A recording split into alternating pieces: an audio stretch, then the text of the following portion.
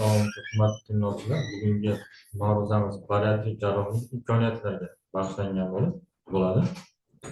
Ma'ruzachi dotsent Otaquziyev Ahmadullo Zokirovich.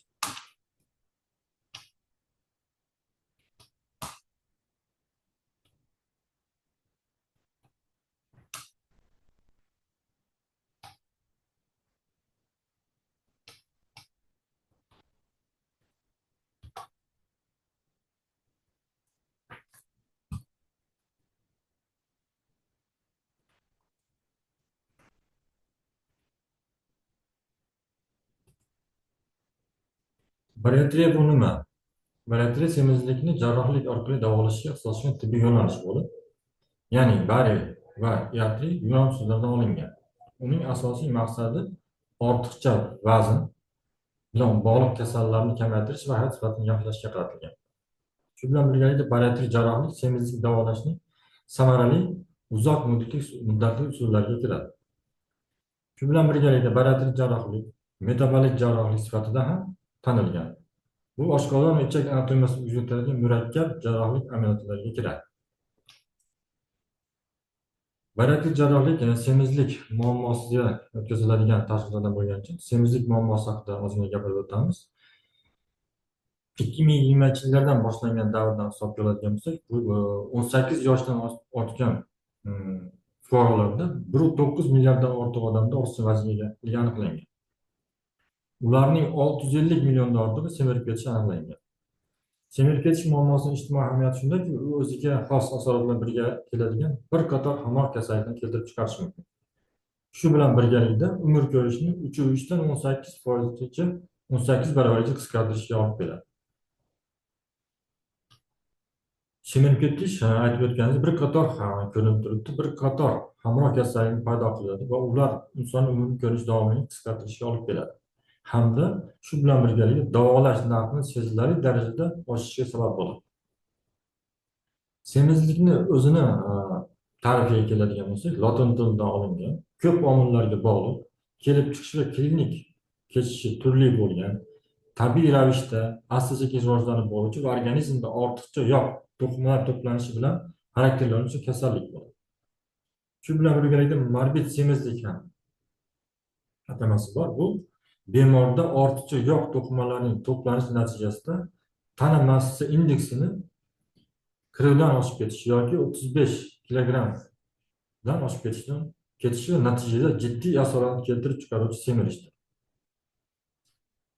AQSh Milliy sog'liqni saqlash instituti ma'lumotlariga ko'ra, bariatrik jarrohlik morbid semizlikni va metabolik sindromning asosiy tarkibiy qismlarini davolashning eng samarali usuli deb hisoblanadi. Bariatrik jarrohlikning maqsadlari hozirgi davrda nafaqat bemorning vaznini kamaytirish, balki qulay metabolik ta'sirga ega erishishdir. Shuning uchun metabolik jarrohlik atamasi paydo bo'ldi. Ushbu bariatrik jarrohlikning tarixidan kelib chiqadigan bo'lsak, ilk urinishlar 1950-60 yillarda boshlangan. Birinchisi 1954-yilda mana bypass ichakni qisqartirish amaliyoti. Rivojlanish davriga keladigan bo'lsak, ushbu amaliyotlarni 1970-yildan 1990-yillargacha. Hozirgi kunda bo'lsa, laparoskopik kam usulda o'tkazilyapti tashriqlar. Bularga kiradi sleep gastrektomiya asosan. 2000-yillardan boshlangan bu amaliyotlar. Birinchi bariatrik operatsiyalar aytib o'tganimizda 1952-yilda Henriksen va 53-yillarda Barko tomonidan amalga oshirilgan. 1954-yilda metabolik ta'sirga erishish uchun ular ichakning 105 sm rezeksiya qilish orqali yuvini shuntlash va keyinchalik yuvini qo'lga shuntlash tashxislarni birinchi marta amalga oshirganlar. Ushbu slaydda o'sha amaliyotlar rasmi ko'rsatilgan. Malabsorptiv jarrohlik aralashmalari bilan birga kelgan ko'plab nojo'ya ta'sirlar va asoratlar qatl etilgani sababli keyinchalik bariatrik jarrohlikda boshqa yondashuvlar izlanish boshlandi va restriktiv, ya'ni cheklovchi bypass amaliyotlari taklif etildi. Ya'ni bulardan biri gorizontal gastroplastika.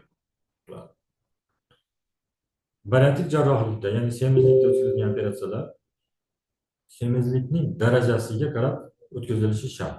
Bu yerda mana ko'rsatib turibdi semizlikning birinchi, ikkinchi, uchinchi darajalari slaydlarida.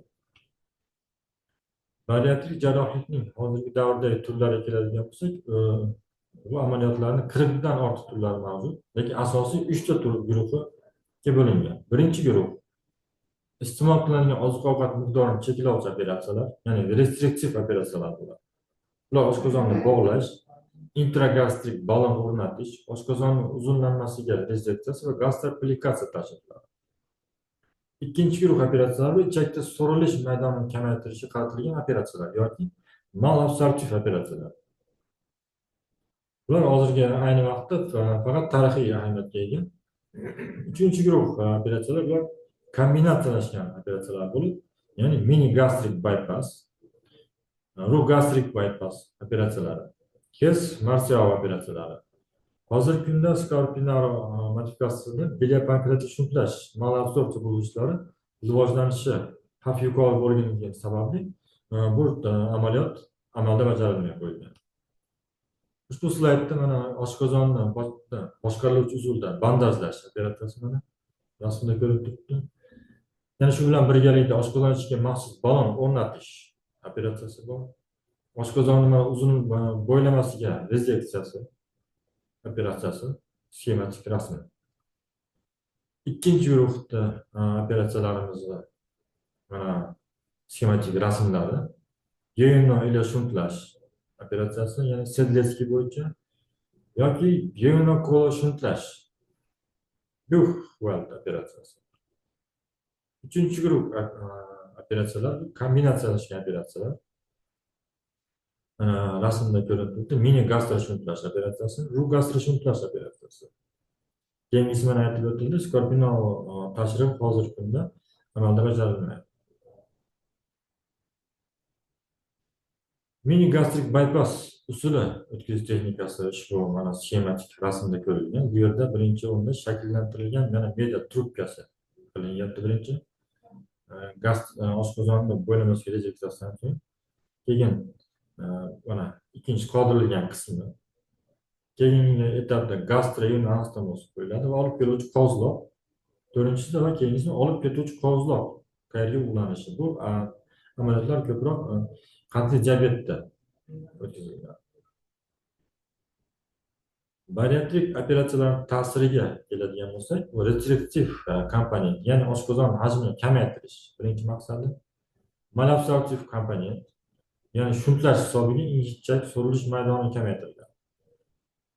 Shu bilan birga inkretin effektiga ega grelin va leptinni kamayishiga olib keladi.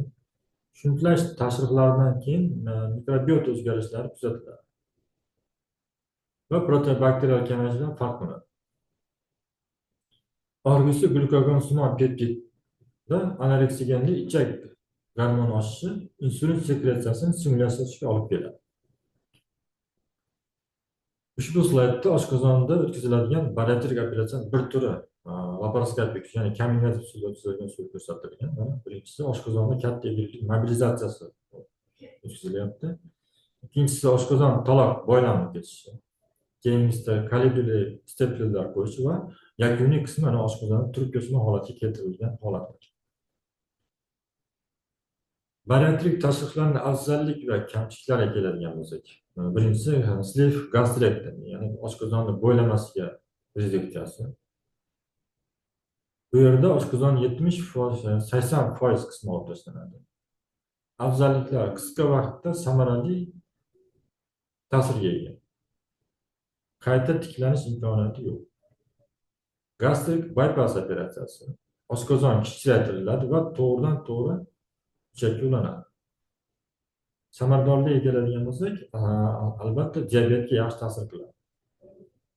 Kamchiliklaridan ushbu operatsiyadan keyin bemorga albatta vitamin, mineral yetishmovchilik ehtimol bo'lishi mumkin. Mini gastrik bypass operatsiyasi bitta ichak ulanish nuqtasi bo'lib, bu ko'proq kam murakkabroq, samarador. Bu tashrif usulidan keyin reflux xavfi yuzaga kelishi mumkin.